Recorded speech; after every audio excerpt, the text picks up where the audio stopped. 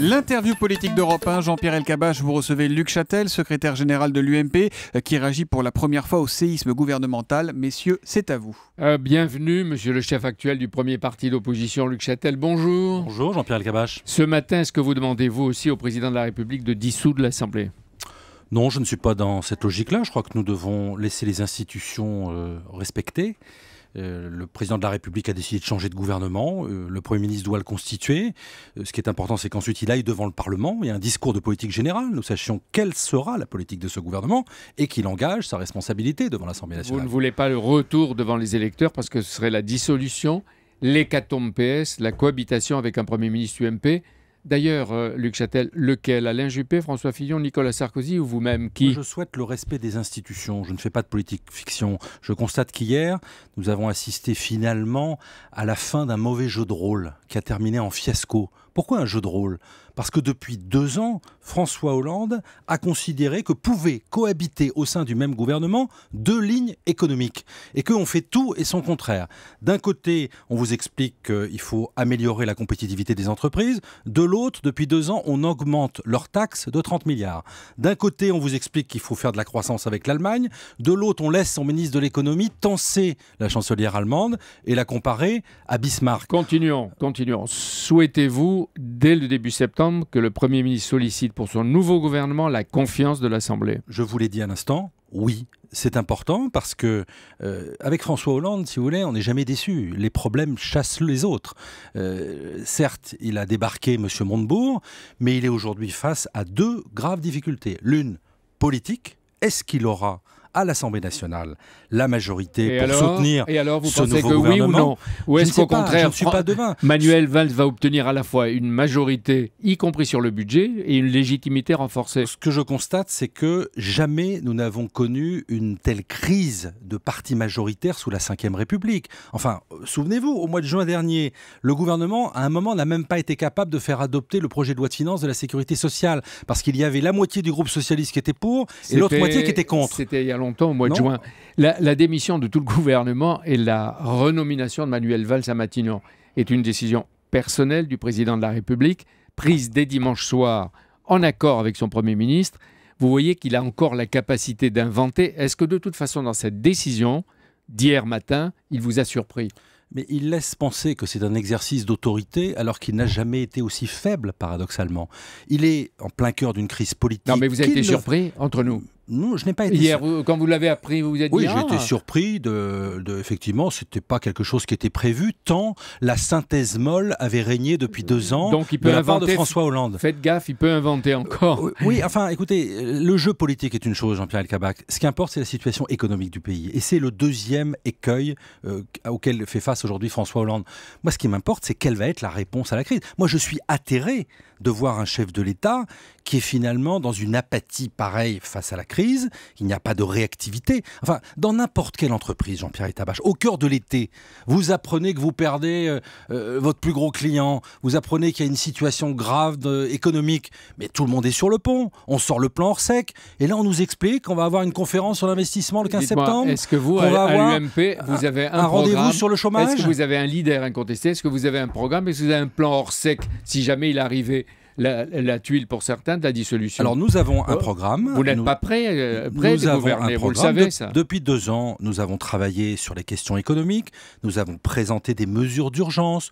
Nous pensons par exemple qu'aujourd'hui, il faut aller vers 1, une baisse de la dépense publique, 2, une baisse des impôts, 3, une amélioration de la compétitivité des entreprises par une baisse des charges immédiates, 4, par une flexibilité du marché du travail. 5, un rapport différent avec l'Allemagne. Mais alors justement, Luc Châtel, si Manuel Valls confirme qu'il veut réduire les dépenses publiques, les déficits, baisser les impôts, dynamiser la compétitivité et relancer le logement, est-ce que dans une situation actuelle d'urgence, l'UMP pourrait voter la confiance à ce gouvernement? Si le Parti Socialiste propose le programme de l'UMP pour la prochaine gouvernance, d'abord, je pense que là, il aura du mal à avoir une majorité. Mais pourquoi vous avez le monopole de la compétitivité, de l'originalité? Non, je ne dis pas ça. Vous savez, moi, j'essaie d'être modeste. Nous regardons simplement comment ont fait les pays européens ou les grands pays développés qui ont réussi, qui sont sortis de la crise. Parce que j'en ai assez de ce discours qui consiste à considérer que c'est de la faute des Allemands, c'est de la faute de l'Europe, c'était la faute à Sarko pendant 2 ans, maintenant c'est la faute à l'euro. euros. C'est ce que nous ça avons suffit. dit ici avec Thomas Soto à Arnaud Montebourg. Oui, je suis dans une bonne maison. Comment, vous avez raison. Comment vous expliquez que les taux d'intérêt restent étonnamment bas? Les investisseurs étrangers, malgré tout, gardent confiance en la France. Ils sont fous, quoi. D'abord, vous savez, il faut être très prudent en la matière et on peut avoir une correction de taux immédiate. Ensuite, ce qui est important, encore une fois, c'est la politique économique sur le long terme. Donc, ce que nous attendons, c'est comment le gouvernement va redresser. Quand j'entends aujourd'hui un nouveau débat sur est-ce qu'il faut laisser filer les déficits, est-ce que c'est un contresens de vouloir aller à l'équilibre budgétaire. Ça, vous êtes contre la ligne Arnaud Montebourg. On critique l'Allemagne. L'Allemagne va être à l'équilibre budgétaire cette année. Elle est à 5% de taux de chômage. Elle va faire 1,7 point de croissance. Et on veut donner des leçons aux Allemands. Donc les problèmes, ils ne sont pas ailleurs. Les problèmes, ils sont chez nous. Vous savez ce qu'a dit hier la chancelière Merkel à Madrid avec M. Rajoy, vous savez? Non, vous ne l'avez pas vu? Je n'ai pas suivi. Et elle dit, je compte sur vous, votre sagacité. Voilà, il faut que les gouvernements d'Europe poursuivent les politiques d'assainissement budgétaire et d'austérité. C'est-à-dire le comble de l'ironie, de l'entêtement. Est-ce que l'Allemagne a toujours raison? Et est-ce que c'est avec l'Allemagne qu'il faut relancer l'Europe? Bien sûr. Nous avons proposé à plusieurs reprises, Nicolas Sarkozy en son temps avait proposé un pacte de croissance avec l'Allemagne. Nous avons au sein de l'UMP, la sensibilité à laquelle j'appartiens, France moderne et humaniste, a proposé une convergence fiscale et budgétaire. Est-ce qu'on peut continuer avec un écart? Aujourd'hui, le drame des entreprises françaises, c'est leur taux de marge, leur compétitivité. Il y a 10 points d'écart en moyenne, 10 poins de moins pour les marges des entreprises françaises par rapport aux autres entreprises de la zone euro. Donc il faut faire converger la fiscalité française et la fiscalité allemande. Mais si vous voulez, tout ça, ça ne peut se faire que si vous évitez de tenser le voisin, de le dénoncer et de critiquer ce qu'il fait. Et c'est ce qu'a fait, par exemple, M. Montebourg depuis 2 ans et que M. Hollande a laissé faire, ce qui est dévastateur. L'UMP s'engage à respecter les sacrés 3% de déficit à l'heure dite, si jamais vous êtes au pouvoir? Nous sommes favorables à une réduction des déficits. Simplement, évidemment, nous constatons aujourd'hui on va être à plus de 4% de déficit budgétaire. Pourquoi? Parce que ce gouvernement a asphyxié l'économie. Cette année, nous n'aurons même pas les rentrées fiscales qui avaient été pourtant revues à la baisse dans le projet de loi de finances.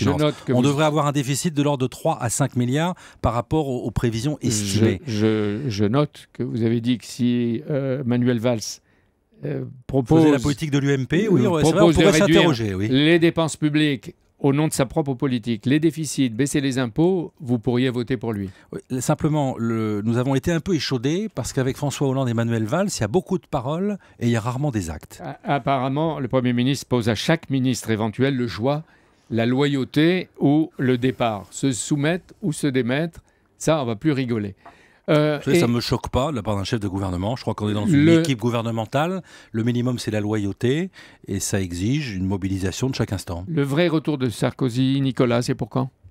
Écoutez, je n'ai pas d'informations particulières sur ce sujet. Je ne suis pas son porte-parole. Non, mais d'accord. Mais écoutez, nous avons une élection, puisque vous m'avez posé la question tout à l'heure du leadership de l'UMP. Nous allons régler cette question, puisque nous organisons une élection par nos militants qui se déroulera le 29 novembre prochain. Ça, on le sait. Et les candidatures seront déposées avant le 29 septembre. Vous n'avez guère de doute sur son retour? Je n'ai pas d'informations nouvelles depuis l'été. Menteur. Voilà. Je peux me permettre de dire menteur? Non, je ne suis pas menteur. Je peux me permettre de dire Jean-Pierre Elkabbach. Parce que vous ne pouvez pas, vous, chef actuel par intérim de l'UMP, principal parti, ne pas être au courant de ce qui se passe. Mais je ne suis pas dans les confidences de chacun des candidats à la candidature, à notre mouvement. Alors, quand on dit qu'avec Nicolas Sarkozy, on peut redouter encore des clivages, des tensions, des disputes, et on imagine une seule tactique pour lui, s'il revenait, cogner dur, taper dur sur François Hollande. Bon, encore une fois, moi, je ne suis pas son porte-parole, mais je trouve que c'est une vision assez caricaturale des choses. Regardez objectivement les choses. Nicolas Sarkozy a montré à plusieurs reprises dans sa carrière politique qu'il était capable de prendre du champ, de prendre du recul et de revenir différemment. Donc s'il décide de revenir, j'imagine que ce sera dans ce cadre-là. Mais je n'ai pas d'informations et je ne suis pas son porte-parole. Oui, mais vous pensez qu'il y aurait, comme le Beaujolais nouveau, un nouveau Sarkozy ou un Sarkozy nouveau une nouvelle fois? Écoutez, vous lui demanderez lorsque il annoncera, il prendra sa décision. Donc vous l'avez dit au futur, lorsqu'il annoncera sa décision. Et pas quand il annoncerait. Ne me faites pas dire ce que je n'ai pas dit. Mais vous avez dit le futur. S'il devient président de l'UMP, souhaitez-vous garder vos responsabilités actuelles? Je ne me pose pas cette question, moi. Je pense que ma légitimité, je me permets ma crédibilité, elle tient du fait, 1, de ne pas être candidat à cette élection, et 2, de respecter une neutralité réalité, nous. mon contrat, il est jusqu'au 29 novembre. Bon, J'ai alors, un contrat de mandature, j'ai un contrat CDD qui consiste à organiser le scrutin, qui consiste à remettre les finances d'aplomb, qui consiste à préparer la suite pour le futur président. Point. Je ne me projette pas dans l'après 29 novembre. Dernière question, Luc Châtel. Alain Juppé est en route. François Fillon aussi. Il le répétera dans la Sarthe demain, où j'y serai d'ailleurs, je crois. Absolument. Absolument. Donc, Comme trois levé à ex-premiers tous les mouvements, les rassemblements de nos amis. C'est pas la question. 3 ex-premiers ministres président par intérim l'UMP. Jean-Pierre Raffarin pense au Sénat. Alain Juppé et François Fillon vont s'affronter pour l'Élysée. La Troïka a implosé, elle n'existe plus. Non. Franchement, cette direction provisoire fonctionne bien.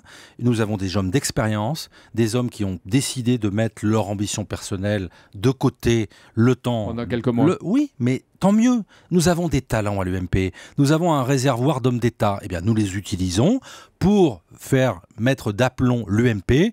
Et les militants trancheront pour la suite le 29 novembre. Merci Luc Châtel. Merci à vous. Quand on pense que l'été 2014 est l'été le plus meurtrier, le plus déstabilisant, le plus dangereux depuis un demi-siècle, et vous voyez de quoi on parle. Demain, Laurent Fabius. Alors aujourd'hui, ministre des Affaires étrangères. Demain, on ne sait pas trop. Il a déjà tweeté encore. qu'il était là presque en tant que ministre des Affaires étrangères, et je crois qu'il a refusé Bercy. Bon, et ben voilà. En tout cas, il sera là demain matin face à vous, Jean-Pierre Elkabbach, pour l'interview politique d'Europe 1. Merci. Bonne journée, Luc Châtel. Merci.